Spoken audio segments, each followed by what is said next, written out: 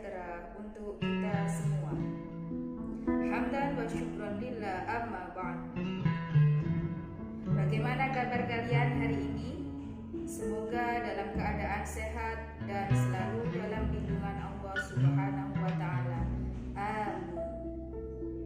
Tak lupa juga saya ucapkan selamat kepada kalian semua yang sudah terpilih di SMP Negeri 1 Gedangan. Perkenalkan, saya Bu Nadia Umul Khair akan menyampaikan materi MPLS pagi hari ini dengan judul Tata Krama dan Pembinaan Mental. Sebelum masuk di materi, silakan disiapkan alat tulis dan buku catatan untuk mencatat setiap poin-poin penting pada materi yang akan saya Tata Krama dan Pembinaan Mental MPLS SMP Negeri 1 Gedangan tahun ajaran 2021-2022. Yang pertama kita bahas tentang tata krama.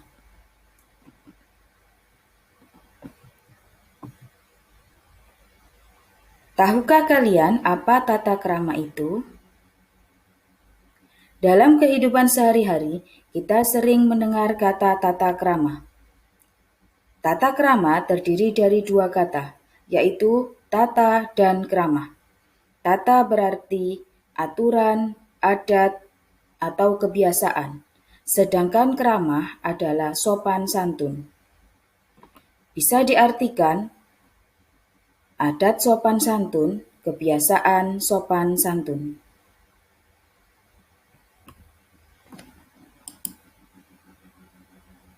Tata krama adalah kebiasaan sopan santun yang disepakati dalam lingkungan pergaulan antar manusia setempat.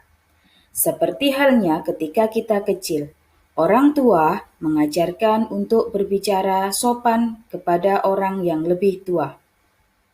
Melatih kita untuk mengucapkan terima kasih. Itu semua merupakan bentuk tata krama, yang mana perilaku tersebut menjadi suatu kebiasaan.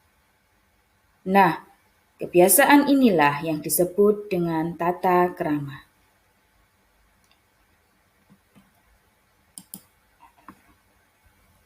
Tata krama yang akan saya bahas di sini ada 3. Yang pertama, tata krama di lingkungan sekolah, yaitu dengan warga sekolah. Yang kedua, tata krama dalam berpenampilan, yaitu berseragam sekolah ketika berada di sekolah sesuai dengan situasi dan tempat. Yang ketiga, tata krama dalam berbicara, yaitu ketika dengan warga sekolah dan ketika berada di mana saja. Mari kita bahas satu persatu mengenai tata krama di lingkungan sekolah.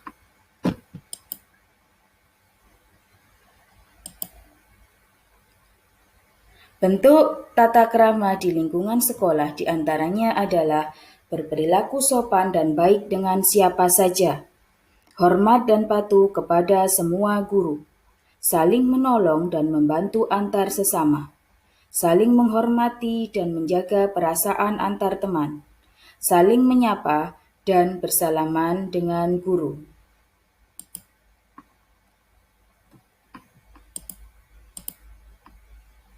Berikutnya, tata krama dalam berpenampilan.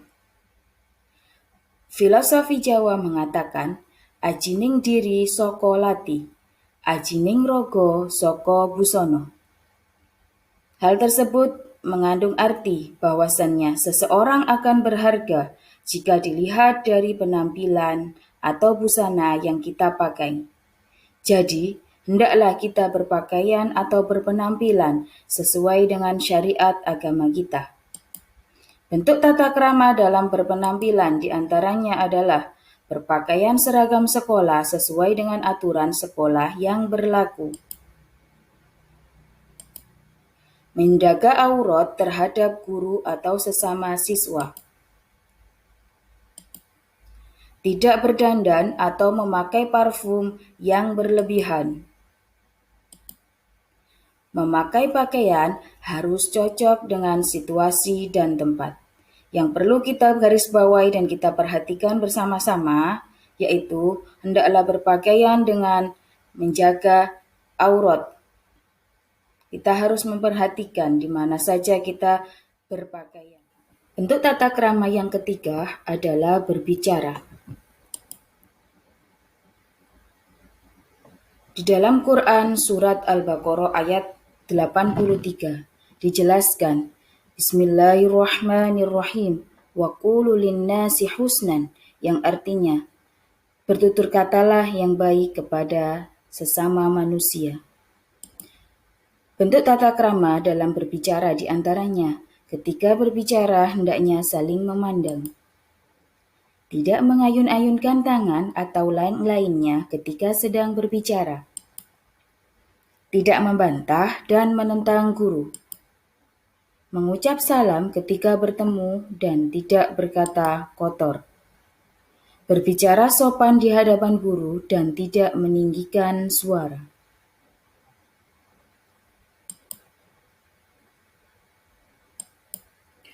Begitu banyak bentuk tata krama yang bisa kita lakukan.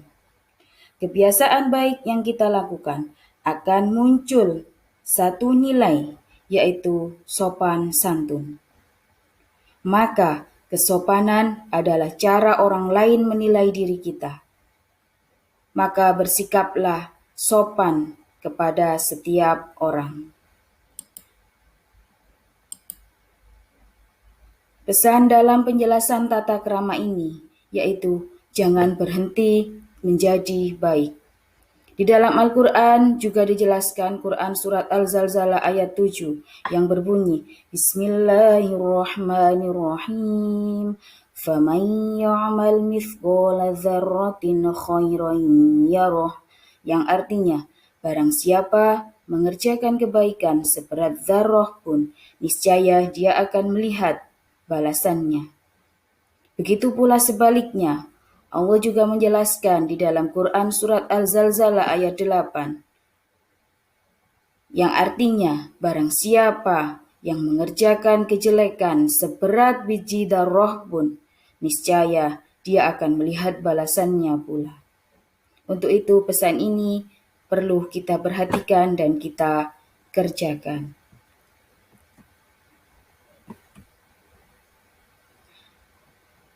Yang kedua yang akan kita bahas adalah tentang pembinaan mental. Sebagian dari kita mungkin pernah mendengar tentang pembinaan mental, ataupun yang belum. Mari kita bahas bersama-sama mengenai pembinaan mental.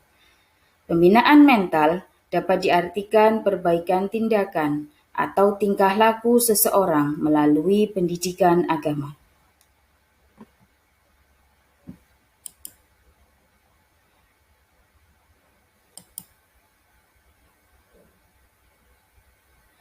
Pembinaan mental di sekolah bisa diartikan yaitu usaha untuk memperbaiki dan memperbarui suatu tindakan melalui bimbingan mental atau jiwanya, sehingga memiliki kepribadian yang sehat, akhlak yang terpuji, dan bertanggung jawab dalam menjalani kehidupannya.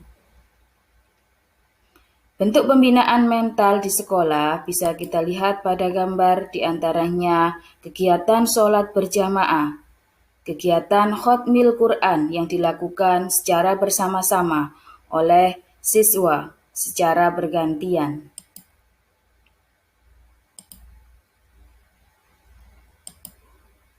Bentuk pembinaan mental yang akan kita bahas kali ini, yang pertama adalah pembinaan mental dalam kegiatan pembelajaran. Pembinaan mental dalam kegiatan keagamaan. Pembinaan mental dalam kegiatan ekstra. Kegiatan ketika di luar sekolah. Pendidikan agama di sekolah mendapat beban dan tanggung jawab moral yang tidak sedikit, apalagi jika dikaitkan dengan upaya pembinaan mental remaja.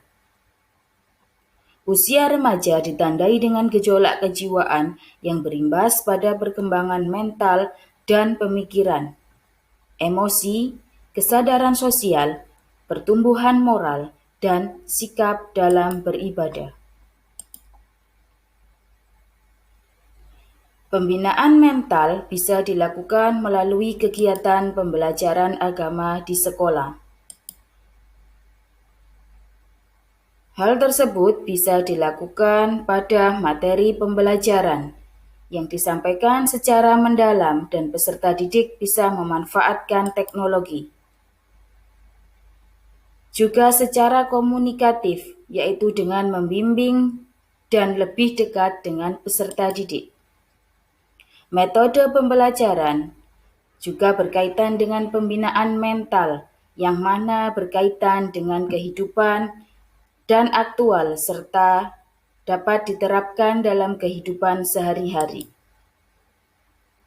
Keikutsertaan juga terlibat dalam pembinaan mental, yaitu melalui kegiatan praktek ibadah secara langsung. Pembinaan mental melalui kegiatan keagamaan. Di antaranya adalah kegiatan Khatmil Quran, yang mana kegiatan keagamaan tersebut wajib diikuti oleh peserta didik sebagai bentuk pembiasaan yang akan dilakukan secara terus-menerus, sehingga memunculkan rasa kesadaran diri. Kegiatan tersebut di antaranya adalah selain Khatmil Quran juga diadakan sholat duha berjamaah, kegiatan sholat Jumat berjamaah di masjid sekolah, serta peringatan Hari Besar Islam melalui berikutnya adalah kegiatan ekstra.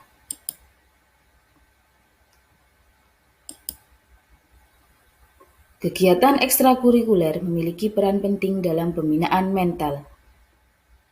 Di sekolah, banyak sekali kegiatan ekstra yang bisa diikuti.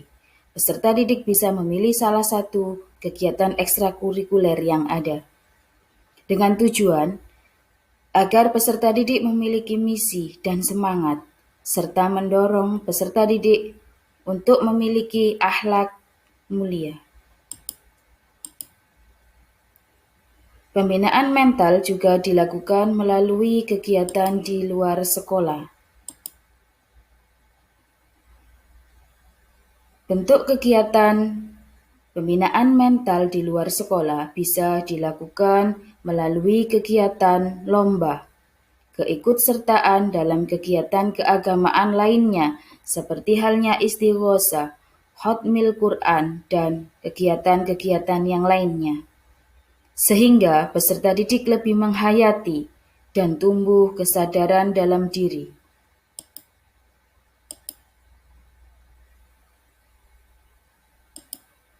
Tujuan pembinaan mental: mengarahkan kepercayaan diri anak, mengarahkan anak agar berani menyampaikan pendapat, menjauhkan diri dari sikap yang hanya menuruti pendapat orang lain tanpa didukung oleh pemikiran kritis, mengontrol dan menguasai emosi, untuk mengarahkan anak agar menemukan jati dirinya.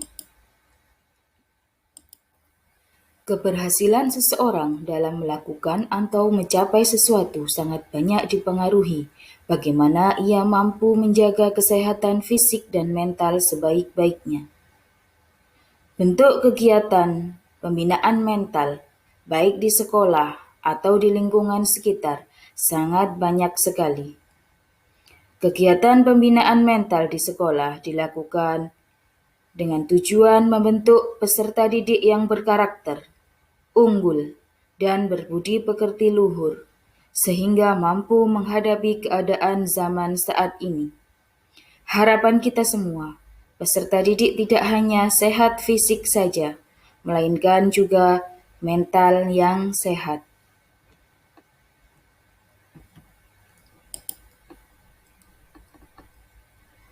Selain pembinaan mental di sekolah, keluarga juga berperan penting dalam pembinaan mental.